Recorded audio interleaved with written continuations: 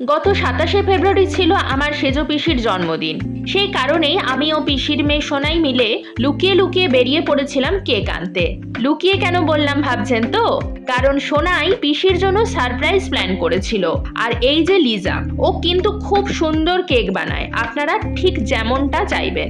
আপনারা একবার ওর কাছ থেকে নিয়ে দেখতে পারেন। এরপর আমরা আমাদের সমস্ত জিনিস নিয়ে আমার বাপের বাড়িতে চলে আসি, কারণ এখানেই সেলিব্রেশনটা হবে। বাড়ি এসেই পিসিকে আমরা রুম থেকে বের করে আনি, তারপরে এরকম রিয়াকশনটা আপনারা দেখতে পাচ্ছেন। কেমন লাগছে?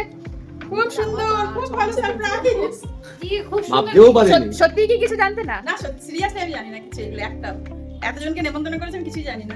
তাহলে শুনতেই পেলেন পিসির সারপ্রাইজটা কেমন লেগেছে। কেকটা দেখতে কি সুন্দর হয়েছে না? খেতে কিন্তু এর থেকেও আরো বেশি সুন্দর ছিল। শুরু হয়ে গেল এরপরে কেক কাটার পর্ব। সত্যি এই জন্মদিন মানে এক একটা বছর আমাদের বেড়ে যায়, কিন্তু তাও আমাদের এই আনন্দ কিন্তু কমে না। বাড়ির সবাইকেও একটু ঘুরিয়ে ঘুরিয়ে আপনাদেরকে দেখিয়ে দিলাম। এবারে চলছে কেক খাওয়ানোর পর্ব।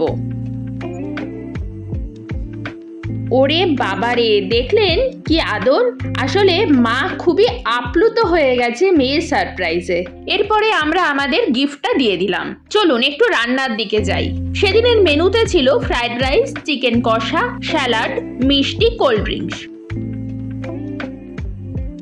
শুরু হয়ে গেল খাওয়া দাওয়ার পর্ব। সোনাই সবাইকে খাবার পরিবেশন করছে, এই মুহূর্তটা তো তুলে রাখতেই হবে। এরপরে আমরাও খাওয়া দাওয়া করে নিই। তাহলে ভিডিওটি এখানেই শেষ করলাম। ধন্যবাদ।